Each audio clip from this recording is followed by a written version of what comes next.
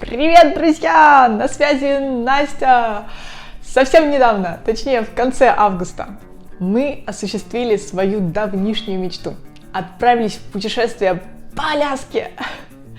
Да, теперь, друзья, мы очень хотим поделиться с вами нашими впечатлениями, а также опытом планирования поездки. Надеемся, что это вам поможет определиться с собственным маршрутом. Ну а для тех, кто пока еще не решился отправиться на Аляску, послужит вдохновением на исследование новых мест. Ведь путешествовать — это так круто!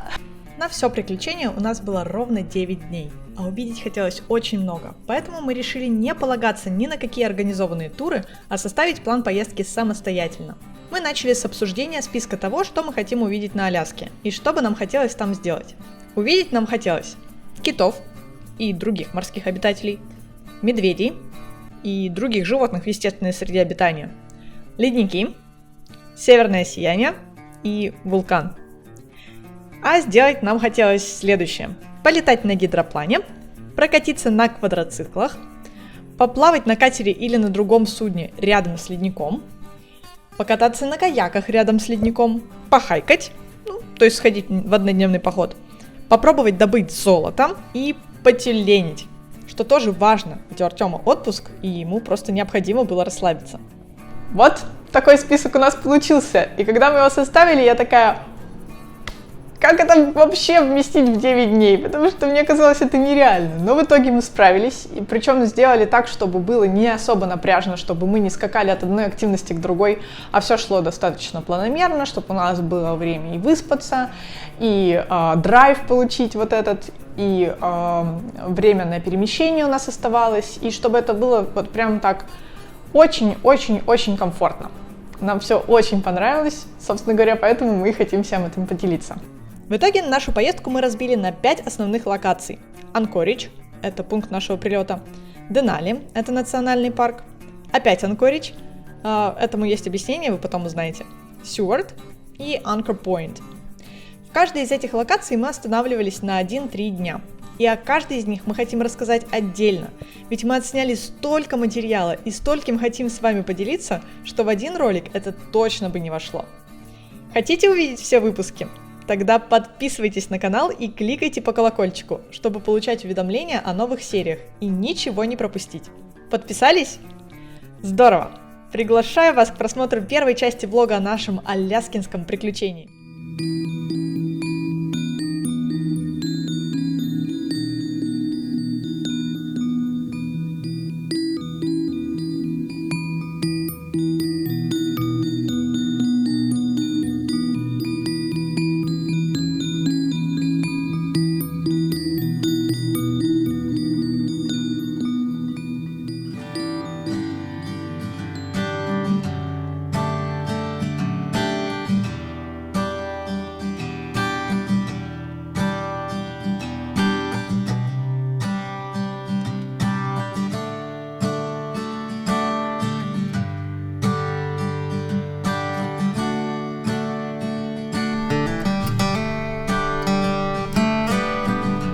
В Анкоридже мы арендовали машину на все время нашего пребывания на Аляске через сервис Avis и сняли домик через старый добрый Airbnb у Мари на 2 ночи.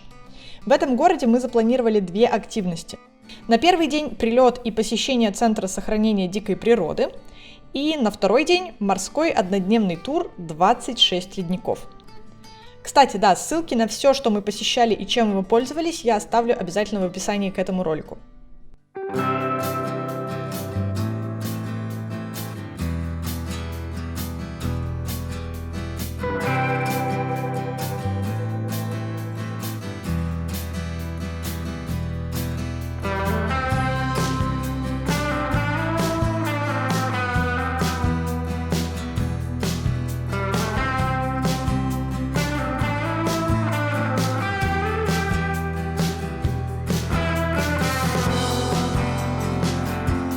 Домик Мари показался нам очень уютным и приятным. Было такое ощущение, что мы приехали в гости к родным. Все было очень по-домашнему. Видно, что Мари действительно заботится о гостях.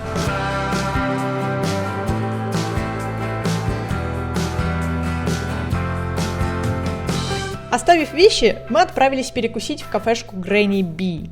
бабушка-пчела. Вообще люди на Аляске в большинстве своем настолько доброжелательные, что везде ловишь себя на мысли, будто ты дома у родителей. Ну, так приятно и тепло.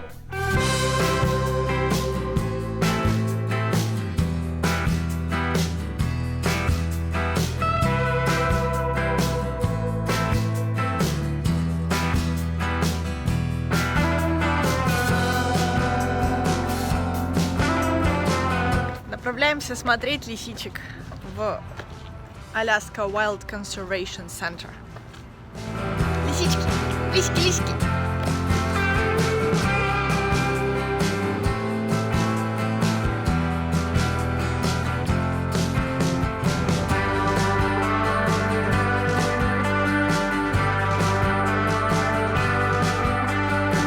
Знатно подкрепившись, мы выдвинулись в путь до Центра сохранения дикой природы. Нам предстояло ехать по самой живописной, если верить просторам интернета, трассе Аляски – Scenic Highway. И, ребята, это было просто невероятно! Ну, да что говорить, смотрите сами!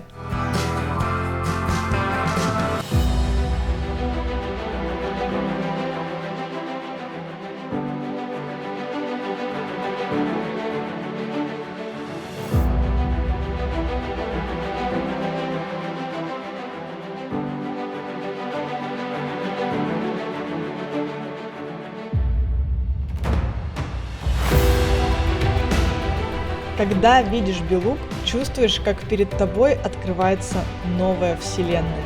Ну, что мы вообще знаем о жизни под водой? И тут вот оно, доказательство ее существования выныривает прямо передо мной и вновь скрывается в этой бездонной, непонятной мне бездне. Мурашки по всему телу бегают на перегонки в такие моменты.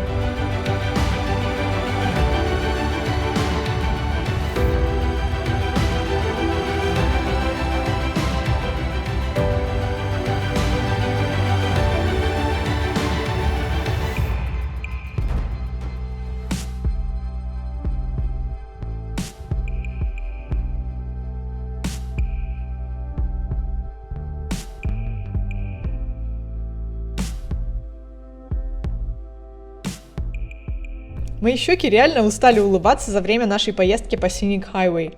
А нам еще предстояло смотреть на животных в Центре сохранения дикой природы. Кстати, да, посещение этого центра мы запланировали по двум причинам. Во-первых, мы хотели быть на 100% уверенными в том, что увидим диких животных на Аляске. Ну и где, как не в таком центре, можно это сделать с абсолютной вероятностью успеха.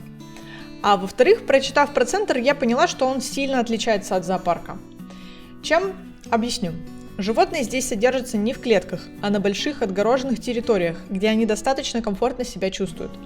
К тому же все обитатели центра – это спасенные животные. Кто-то был ранен охотником, кого-то подобрали туристы. Некоторые остались в лесу без мам и были спасены лесниками. В живой природе они бы не выжили, но работники Центра сохранения животных трудятся для того, чтобы обеспечить максимально подходящие для них условия.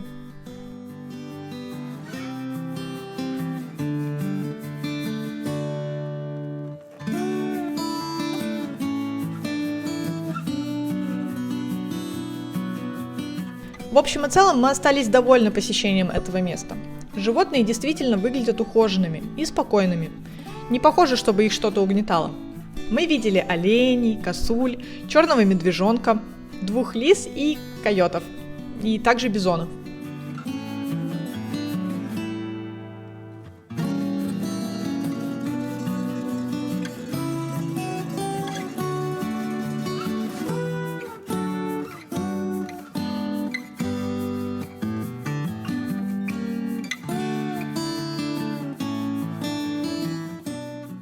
Так закончился наш первый день пребывания на Аляске. Эмоции переполняли, а впереди было еще целое приключение длиной в 8 оставшихся дней. Спать мы ложились с предвкушением чуда, ведь на следующий день у нас был запланирован круиз к ледникам.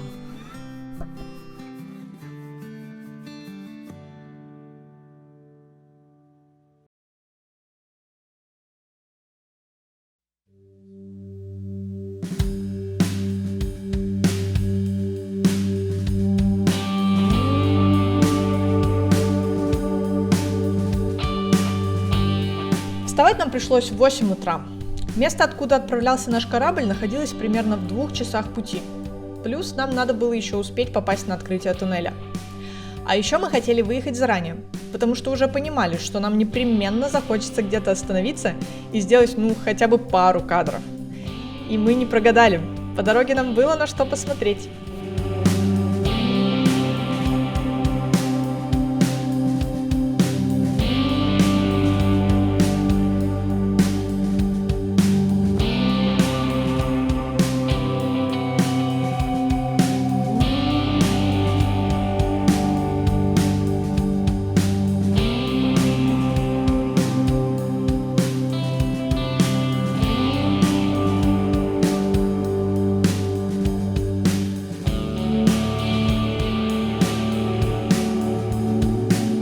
В городок мы заехали чуть заранее, и у нас было время погулять по набережной.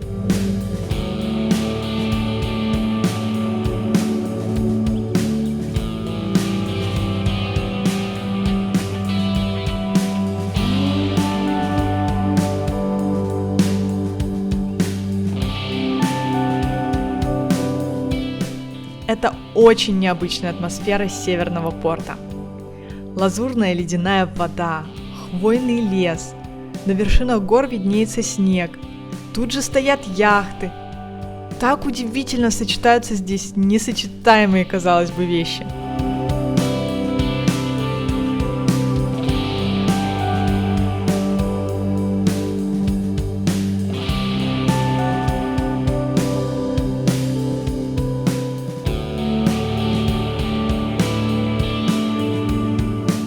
Ну все, пора заходить на борт.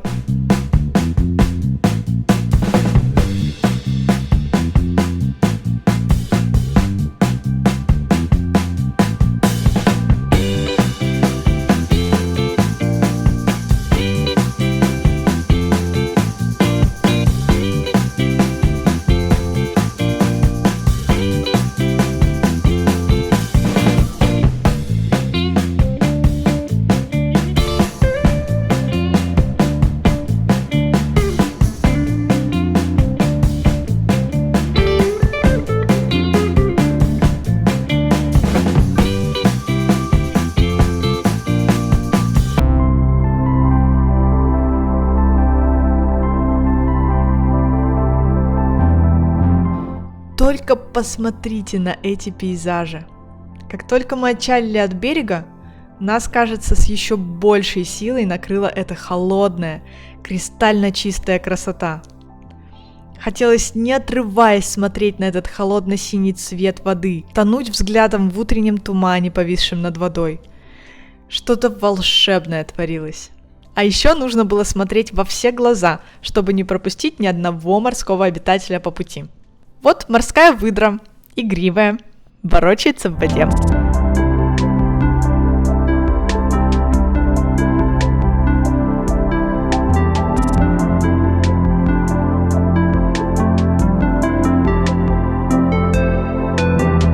А вот на острове разлеглись тюлени, нашли убежище от недремлющих косаток.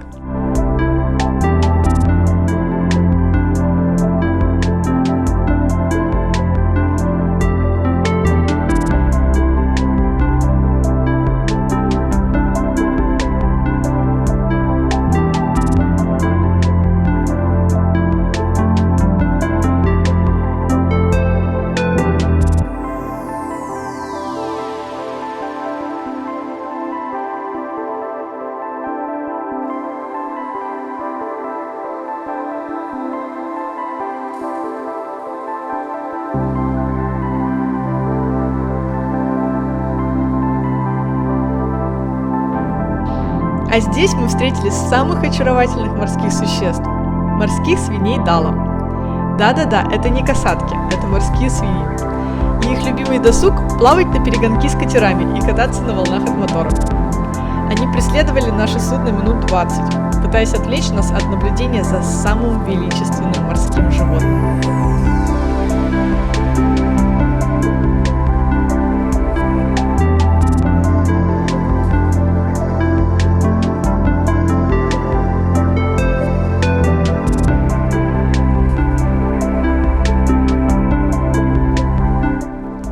горбатый кит. Он важно всплывает на поверхность, чтобы подышать. Минут на 5. Затем делает последний глубокий вдох и ныряет на глубину, показав на прощание хвост. Все с нетерпением ждут этого момента.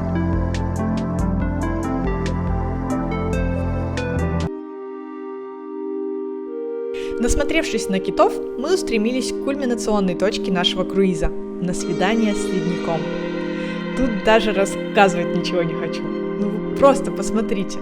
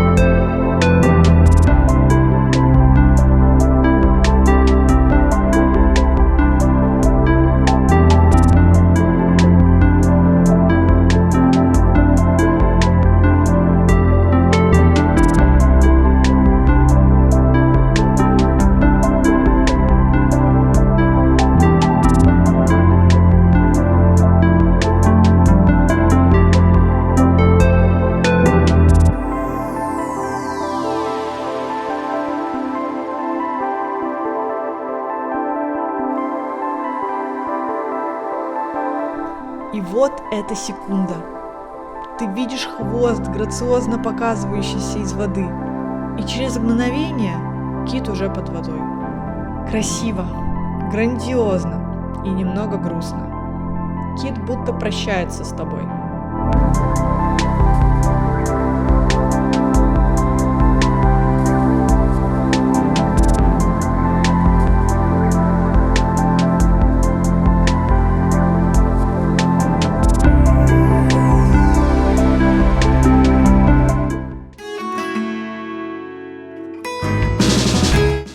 По пути домой мы засняли нашу проездочку по туннелю. Городок Витер, куда мы направлялись, связан с миром только туннелем, который раньше был предназначен лишь для поездов. Здорово, что сейчас его сделали доступным для проезда автомобилей. Но движение по туннелю реверсивное, то есть сначала в течение 30 минут пускают машины в Витер, а потом 30 минут из города. Ехать по туннелю примерно 10 минут. Представляете, какой он длинный? Кстати, видео ускорено в 5 раз.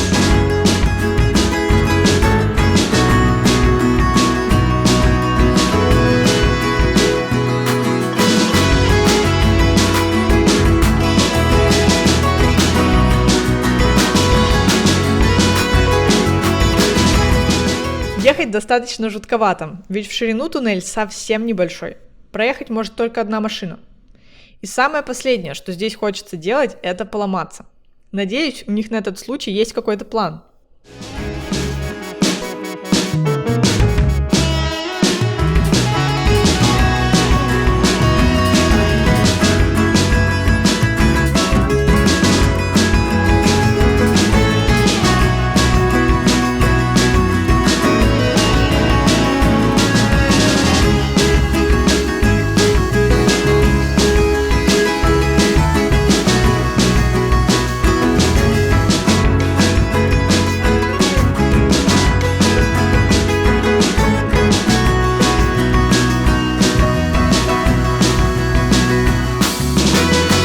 Вот и подошел к концу наш второй день.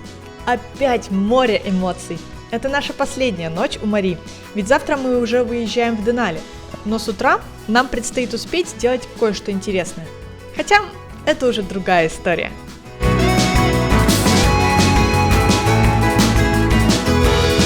Спасибо, что были с нами. Не забудьте подписаться и включить уведомления, чтобы не пропустить новые выпуски.